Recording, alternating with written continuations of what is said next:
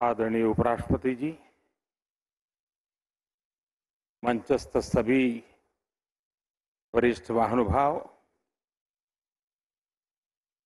उपस्थित सभी गणमान्य सांसदगण, अन्य सभी महानुभाव,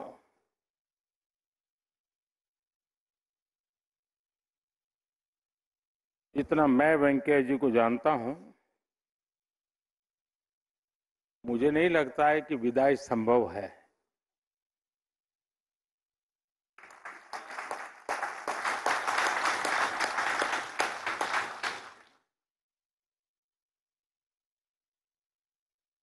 ग्यारह तारीख के बाद आप जरूर अनुभव करेंगे कि किसी न किसी काम से आप पर फोन आएगा, आपके विषय में कोई जानकारी मिली होगी, सुख दुख की बात होगी तो तुरंत पूछेंगे।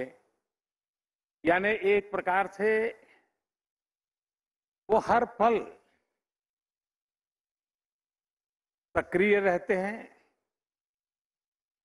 हर पल हर किसी के बीच होते हैं, और ये उनकी बड़ी विशेषता रही है।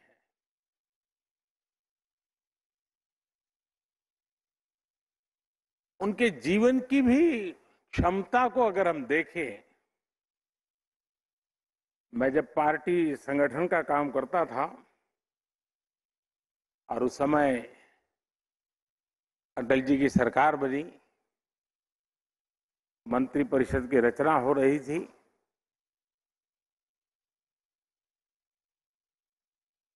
तो मैं संगठन का काम करता था तो मेरा और वेंकैया जी के बीच संवाद जरा अधिक रहता था। उन्होंने मुझे कहा कि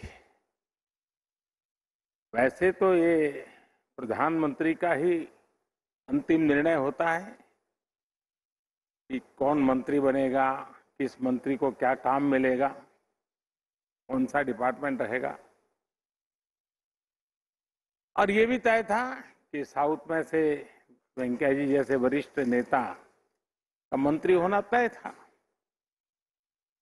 लेकिन वो चाहते थे कि बहुत बड़ा तामझाम वाला, जरा ग्लैमरस ऐसा कोई डिपार्टमेंट मुझे बचाइए।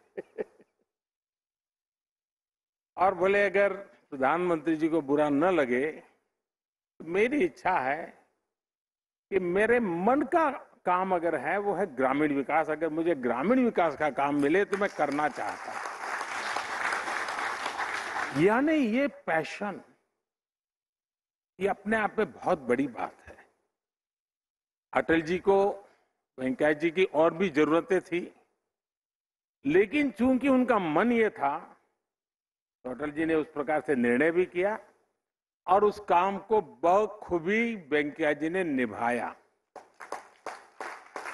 अब और एक विशेषता देखिए, वेंकैया जी शायद एक ऐसे व्यक्ति हैं कि जिन्होंने ग्रामीण विकास मंत्रालय तो देखा ही देखा, शहरी विकास भी देखा।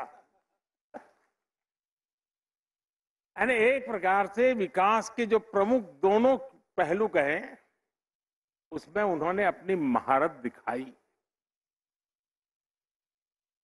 वे पहले ऐसे उपराष्ट्रपति थे,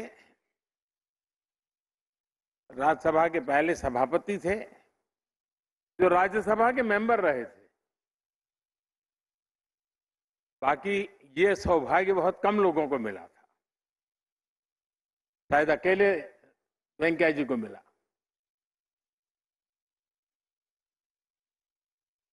अब जो स्वयं लंबे समय तक राज्यसभा में रहे हो, जो पार्लियामेंट्री अफेयर्स के रूप में कार्यभार देख चुके हो, इसका मतलब है कि उनको सदन में क्या क्या चलता है, पर्दे के पीछे क्या चलता है, कौन सा दल क्या करेगा, ट्रेजरी बैंक की तरफ से क्या होगा, सामने से क्या होगा, वो उठ करके उसके पास गया, मतलब ये खुराफत कुछ चल रही है, इन सारी बातों का उनको भली भांति अंदाज था। और इसलिए सभापति के रूप में दोनों तरफ उनको पता रहता था कि आज ये करेंगे, और ये उनका जो अनुभव था वो ट्रेजरी बेंच के लिए उपयोगी होता था, तो विपक्ष के मित्रों के लिए परेशानी भी का कारण बनता था कि पता चल जाता था। लेकिन उन्होंने सदन को और अधिक सक्षम बनाना, सांसद का बेस्ट देश को कैसे मिले, ये उसकी चिंता। पार्लियामेंट्री कमिटीज अधिक प्रोडक्टिव हो, आउटकम ओरिएंटेड हो और वैल्यू एडिशन करने वाली हो। शायद वेंकैया जी पहले ऐसे सभापति रहे होंगे जिन्होंने पार्लियामेंट्री कमिटीज के फंक्शन के संबंध में भी इतनी चिंता की होगी और राजी नाराजी व्यक्त करते हुए उसमें सुधार लाने का एक निरंतर प्रयास किया। मैं आशा करता हूं कि आज जब हम वेंकैया जी के कार्यों की सराहना करते हैं तो साथ साथ हम संकल्प भी करें कि सभापति के रूप में एक सांसद के नाते हम लोगों से उनकी जो अपेक्षाएं रही हैं, उन अपेक्षाओं को परिपूर्ण करके सच्चे अर्थ में उनकी सलाह को हम जीवन में यादगार बनाएंगे तो मैं समझता हूं बहुत बड़ी सेवा होगी। वेंकैया जी समय का सर्वाधिक उपयोग कैसे हो उनके व्यक्तिगत जीवन में बहुत यात्रा करना, स्थान स्थान पर खुद जाना, ये उनके पिछले 5 दशक की जिंदगी रही है। लेकिन जब कोरोना काल आया, हम लोग मजाक में एक बार बैठे थे तो बातें चल रही थी। मैंने कहा इस कोरोना के कारण और ये लॉकडाउन के कारण सबसे ज्यादा मुसीबत किसको आएगी? मैंने अपने साथियों को पूछा था। सब लोगों को लगा कि मोदी जी ये क्या पूछ रहे हैं। मैंने कहा कल्पना कीजिए सबसे ज्यादा तकलीफ किसको आएगी? तो कोई जवाब मिला नहीं।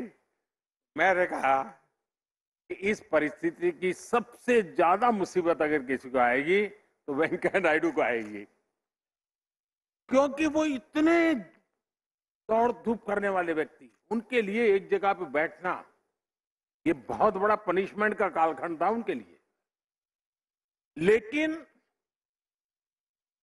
वे इनोवेटिव भी हैं और उसके कारण उन्होंने इस कोरोना कालखंड का एक बड़ा रचनात्मक उपयोग किया। उन्होंने, मैं एक शब्द प्रयोग करना चाहूंगा, वो से वो विद्वान लोगों की नजर में ठीक होगा कि नहीं मैं नहीं जानता हूं, लेकिन वो टेली यात्रा करते थे। और टेली यात्रा उन्होंने क्या किया, सुबह टेलीफोन डायरी लेके बैठते थे और पिछले 50 साल में देश भर में भ्रमण करते करते सार्वजनिक जीवन में, राजनीतिक जीवन में जिन जिन लोगों से उनका संबंध आया है, उसमें जो वरिष्ठ लोग थे,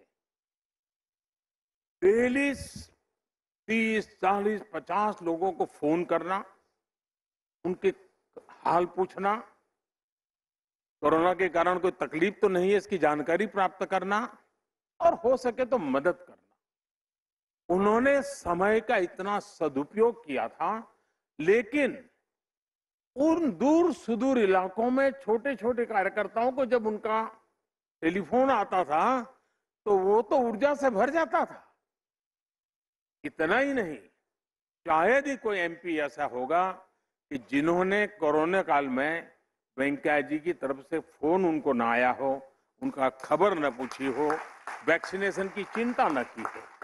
यानी एक प्रकार से परिवार के एक मुखिया की तरह उन्होंने सबको संभालना, सबकी चिंता करने का भी उनका प्रयास रहा। वेंकैया जी की एक विशेषता है, मैं जो कहता हूं ना कि वो कभी हमसे अलग हो ही नहीं सकते। और उसके मैं उदाहरण बताता हूं। एक बार इलेक्शन कैंपेन के लिए वो बिहार गए हुए थे। अचानक उनका हेलीकॉप्टर को लैंडिंग करना पड़ा, खेत में उतारना पड़ा। अब वो इलाका भी थोड़ा चिंताजनक था, थोड़े सिक्योरिटी के भी इशू खड़े हो जाए इस प्रकार का था। लेकिन नजदीक के किसान ने आकर के उनकी मदद की, वो मोटरसाइकिल पर उनको नजदीक के पुलिस थाने तक ले गया। अब भारत के सार्वजनिक जीवन के हिसाब से देखें तो वेंकैया जी बहुत बड़े व्यक्ति हैं, लेकिन आज भी उस किसान परिवार से उनका जीवंत नाता है।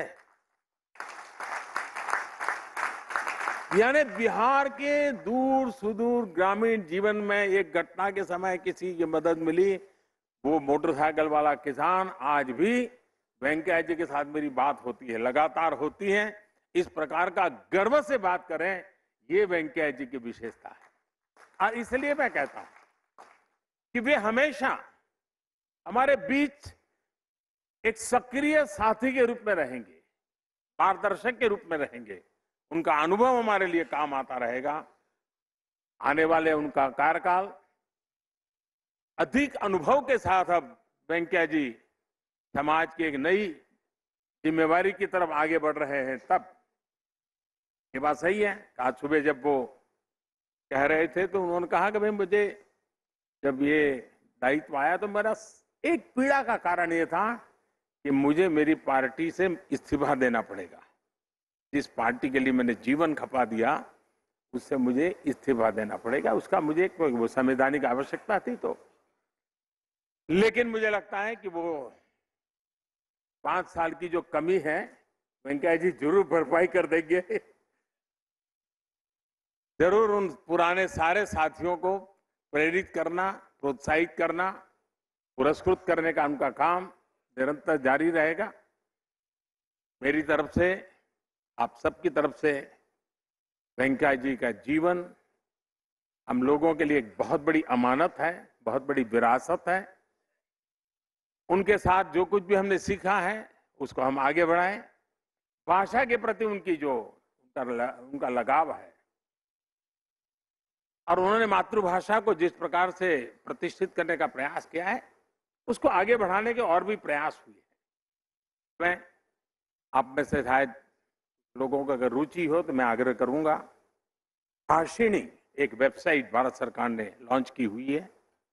इस भाषिणी में हम भारतीय भाषाओं को, उसकी समृद्धि को और हमारी अपनी ही भाषाओं को एक भाषा में से दूसरी भाषा में अगर इंटरप्रिटेशन करना है, ट्रांसलेशन करना है, तो उसमें सारी व्यवस्था है। ये बहुत ही अच्छा टूल बना हुआ है जो हम लोगों को काफी काम आ सकता है। लेकिन उसमें से मुझे एक और विचार आया है। मैं चाहूंगा कि स्पीकर महोदय भी और हरिवंश जी भी, हरिवंश जी तो उसी दुनिया के व्यक्ति हैं, शब्द के साधक हैं, जरूर उस दिशा में काम हो सकता है। दुनिया में डिक्शनरी में नए शब्द जोड़ने की परंपरा रहती है और ऑफिशियली अनाउंस भी होता है। एक बड़ा उसका महात्मा होता है कि फलाने देश की फलानी भाषा का फलाना वर्ड अब अंग्रेजी की उस डिक्शनरी में अब स्थान प्राप्त कर रहा है, उसका गौरव भी होता है। जैसे हमारा गुरु शब्द है, वो आज अंग्रेजी डिक्शनरी में उसका हिस्सा बन चुका है। वो ऐसे कई शब्द होते हैं। हमारे यहाँ जो मातृभाषा में भाषण हो पार्लियामेंट में, दोनों सदन में, उसमें कई लोगों के पास से बहुत बढ़िया शब्द निकलते हैं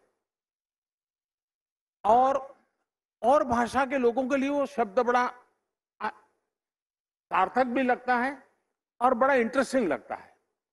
क्या हमारे दोनों सदन हर साल इस प्रकार के नए शब्द कौन से आ रहे हैं जो सचमुच में हमारी भाषा वैविध्य को लेकर के आते हैं, नए तरीके से आते हैं, उसका संग्रह करते चले और हर वर्ष एक बार अच्छे शब्दों का संग्रह भी हम प्रकट करने की परंपरा खड़ी करें, ताकि हमारी मातृभाषा का जो वेंकैया जी का एक लगाव रहा है, उनकी इस लीगेसी को हम आगे बढ़ाएंगे। और जब भी हम इस काम को करेंगे, हमें हमेशा वेंकैया जी की बातें याद आएगी और एक जीवंत काम हम खड़ा कर देंगे। मैं फिर एक बार आप सबको बहुत शुभकामनाएं देता हूं। वेंकैया जी को, उनके पूरे परिवार को अनेक अनेक शुभकामनाओं के साथ बहुत बहुत धन्यवाद।